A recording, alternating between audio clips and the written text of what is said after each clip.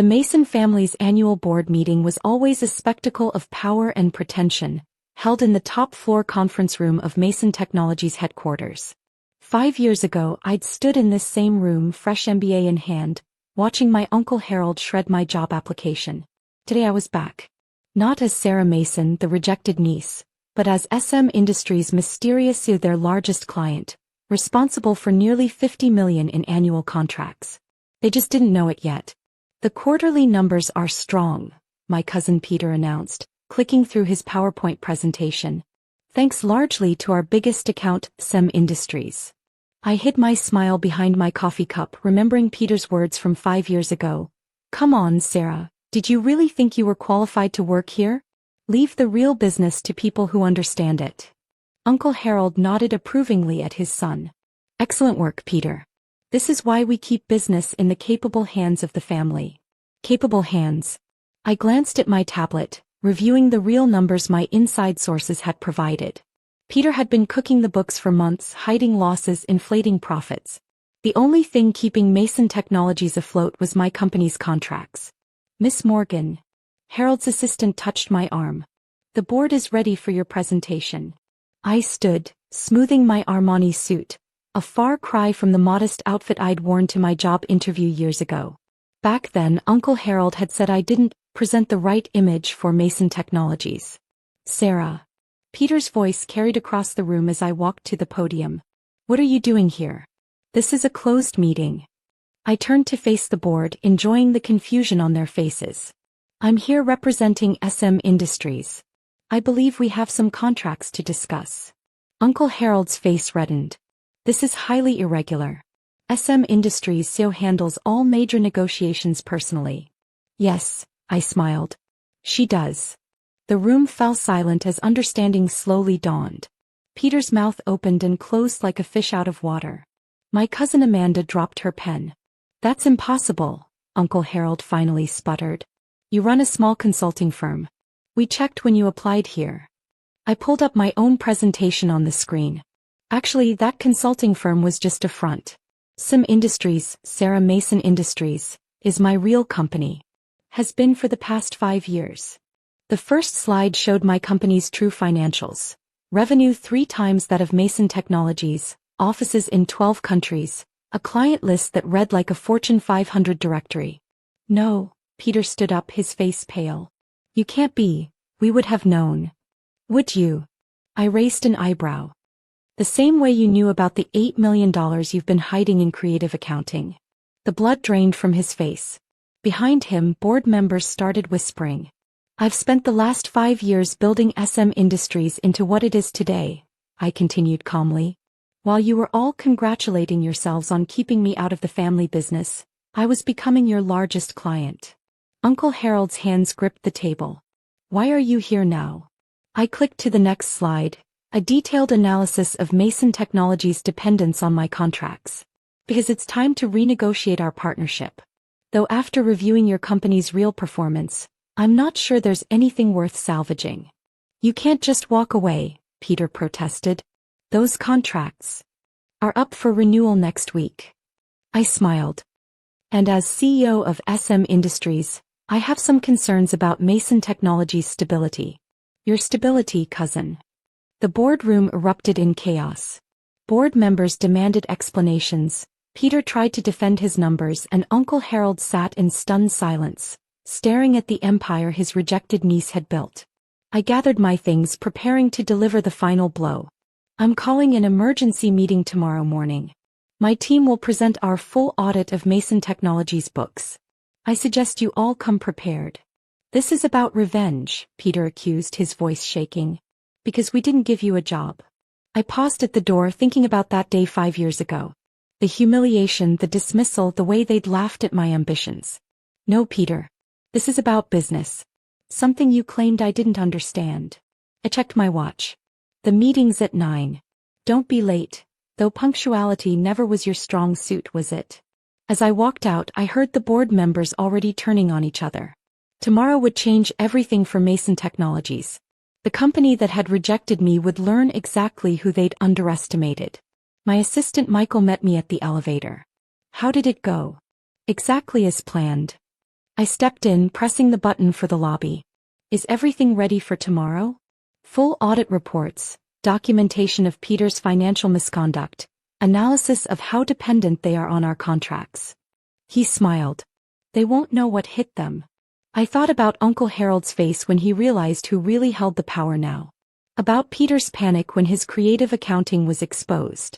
About all the years they'd spent believing I wasn't qualified to join their precious family business. Send me the latest draft of the termination notice, I told Michael. I want to review it before tomorrow. You're really going to cancel all the contracts? I smiled, thinking about the empire I'd built while they weren't watching. Tomorrow they're going to learn what real business looks like. And who's really qualified to run it.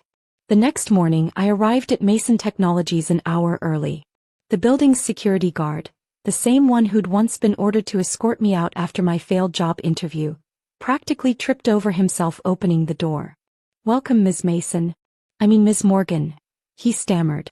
The board is already gathering upstairs. Early for once, I murmured, stepping into the executive elevator. Amazing what the threat of financial ruin can do for punctuality. The boardroom was indeed full when I entered, the tension thick enough to cut.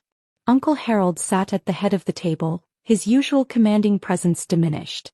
Peter huddled with the company's lawyers, his face ashen. The independent board members clustered together, shooting suspicious glances at the Mason family members. My team of analysts filed in behind me, each carrying detailed reports of Mason Technologies' true financial state. I'd spent 5 years placing key people throughout their company, gathering evidence, waiting for this moment. Good morning, I said pleasantly, taking my place at the podium. Shall we begin?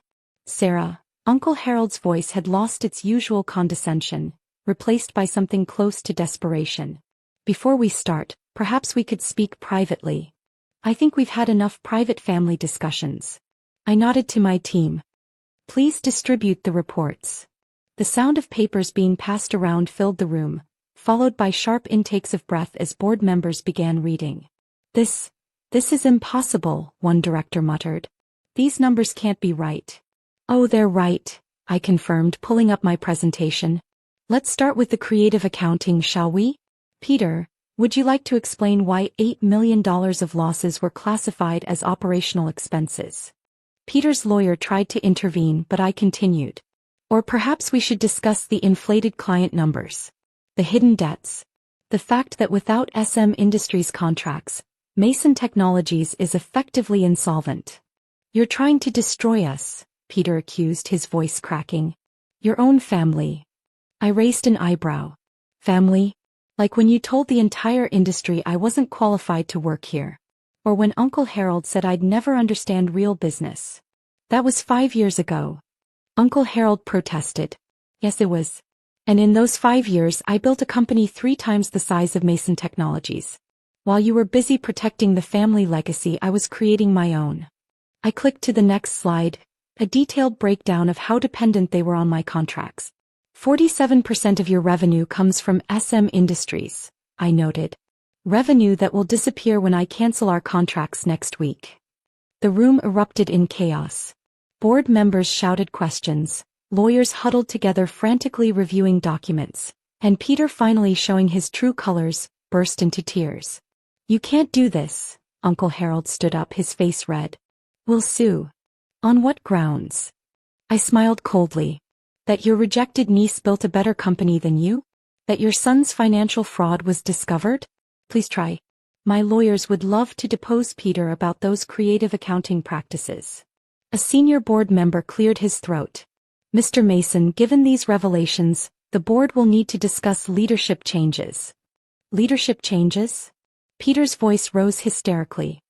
This is our company. Actually, I interrupted, after your contracts with SM Industries end, it won't be much of a company at all. I pulled out a thick envelope and placed it on the table. Inside you'll find 2 options. Option 1. Mason Technologies agrees to a complete restructuring. Peter resigns, the board appoints new independent leadership, and we maintain a scaled-down business relationship. And option 2? Uncle Harold asked quietly. I cancel all contracts immediately, alert the SEC to Peter's creative accounting, and watch Mason Technologies collapse. I checked my watch. You have 1 hour to decide. This isn't business, Peter spat. This is revenge. No, cousin. This is exactly what you taught me. Business was ruthless, unforgiving, and exclusively for those who are qualified. I gathered my things. I'll be in my office. The CEO's office you once said I'd never be good enough to occupy. I left them there, surrounded by evidence of their failures and corruption. Within minutes, my phone was flooded with messages. Mom, how could you do this to your uncle? Dad, the family name will be ruined. Various cousins, you've destroyed everything. I ignored them all and instead opened an old email, the rejection letter Uncle Harold had sent 5 years ago. Dear Sarah, while we appreciate your interest in Mason Technologies, we feel you lack the qualifications and business acumen necessary for our organization. Perhaps you should consider a less demanding career path. Sincerely, Harold Mason. I printed it out and placed it on what would soon be my new desk. The board, faced with undeniable evidence of Peter's fraud and the company's dependence on my contracts, would have no choice but to accept my terms. By sunset it was done. Peter was out, Uncle Harold had been forced into early retirement, and Mason Technologies would be restructured under my oversight. The family empire they'd thought I wasn't qualified to join would now answer to me. My assistant brought in a bottle of champagne as the papers were signed. Congratulations on your hostile takeover. Not hostile, I corrected, watching through my window as Peter and Uncle Harold cleared out their offices. Just business. Something they assured me I'd never understand. I picked up my phone, which was still buzzing with family messages, and typed a single response to their group chat. Don't worry about the family name. Mason Technologies is in qualified hands now. Then I turned back to my window, watching the sun set on my expanded empire. Sometimes success isn't about getting the job you wanted. It's about building something bigger than they ever imagined you could. And sometimes the best revenge isn't getting even, it's becoming their boss. Uncle Harold had been right about one thing. I wasn't qualified to work at Mason Technologies. I was qualified to own